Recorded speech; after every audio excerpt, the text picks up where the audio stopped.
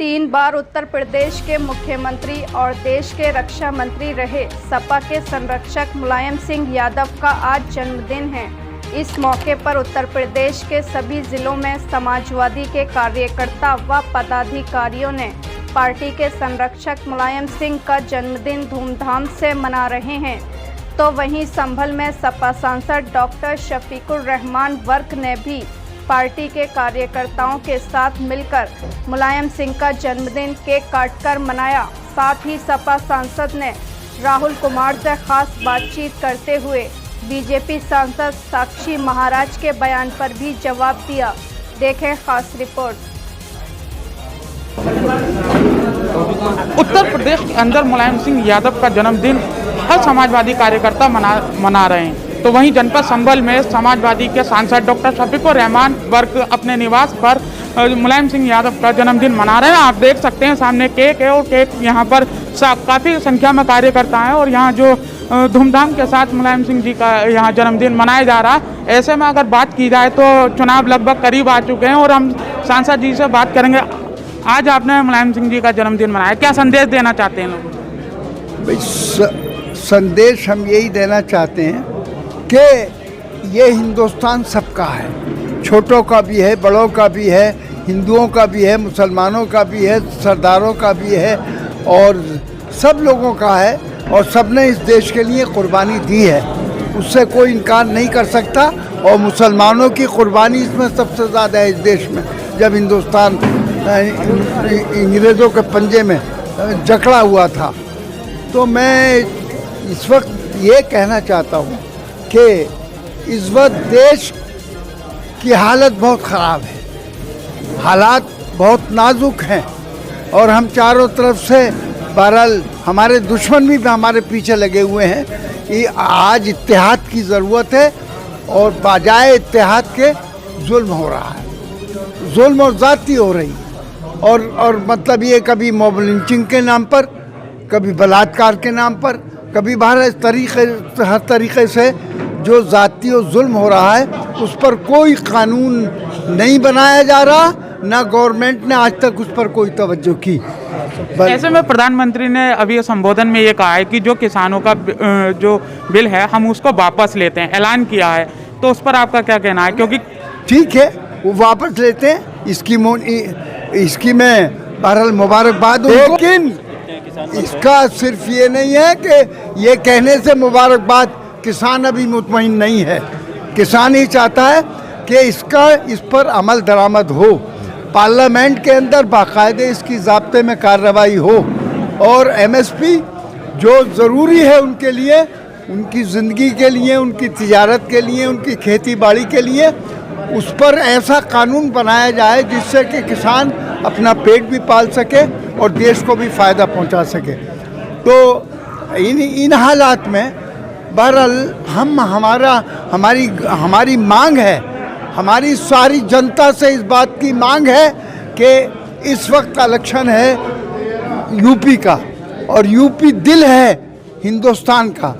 अगर इन हालात में भी अगर सारे लोग, हिंदू, मुसलमान, सिख, ईसाई सब और किसान बेचारा सड़कों पर जो बिल्कुल पड़ा हुआ है और 700 से ज़्यादा उनकी मौतें भी हो चुकी हैं और उनके साथ जुल्म हो रहा है, उनकी कोई भलाई के लिए आज जब इलेक्शन का वक्त आया है तो मोदी जी ने उसको वापस लिया है। उनका मकसद है उनका कि ये टुकड़ा डालकर और किसानों को राज़ी करके हम वोट ले लें, लेकिन किसान ऐसा नहीं करेगा, न इस तरीके से वोट देगा, न लालच में वो कोई काम करेगा। किसान ने कुर्बानी दी है और जब तक उसका मतालबा पूरा नहीं हो जाएगा उस वक्त नहीं होगा। और सारे किसान, सारे हम तो कहते हैं चाहे हिंदू मुसलमान कोई भी हो, किसी बिरादरी, किसी कौम का हो, सरदार हो, पंजाबी हो, कैसा हो, कुछ भी हो, बहरहाल सबको मिलकर इस मौके पर अखिलेश यादव के हाथों को मजबूत करना चाहिए और मजबूत करके यूपी को जीतना चाहिए।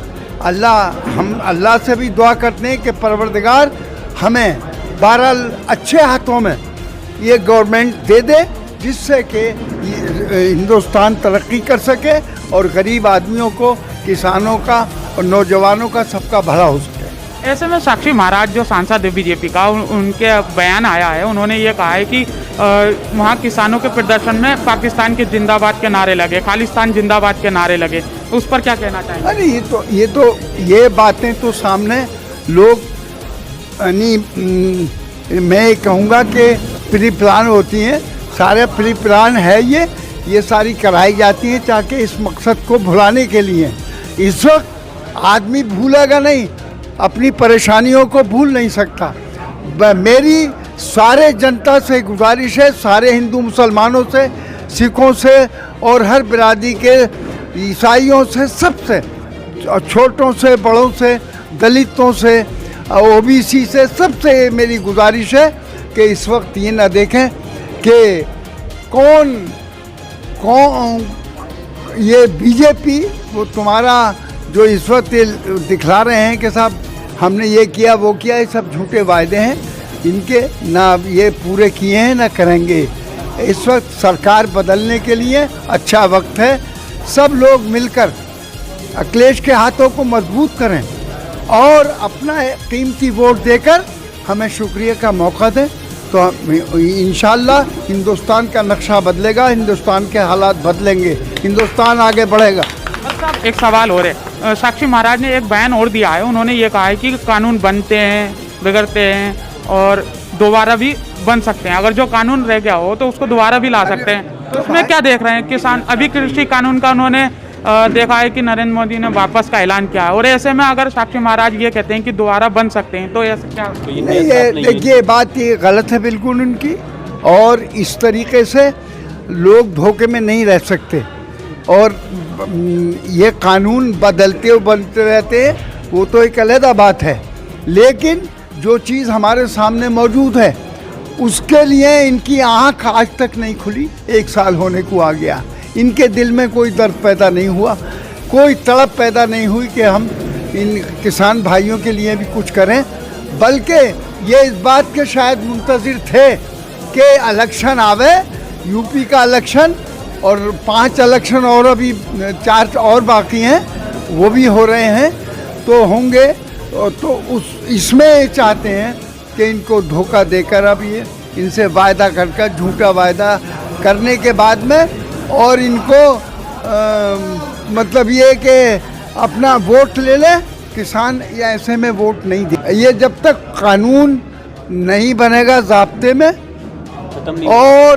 और एमएसपी जब तक के उसके लिए कोई कानून नहीं बनेगा, उस वक्त किसान कह चुके हम नहीं मानेंगे, हम इसको तस्लीम नहीं करने की। समाजवादी का आने वाले जो चुनाव है उसमें सबसे अहम मुद्दा क्या रहेगा? क्योंकि किसानों का मुद्दा जो है वो मोदी जी ने दूर कर दिया, उन्होंने कहा है कि हम इस कानून को वापस ले लेंगे, अब क्या मुद्दा रहेगा? नहीं, मुद्दा क्या, मुद्दा तो असल अभी है।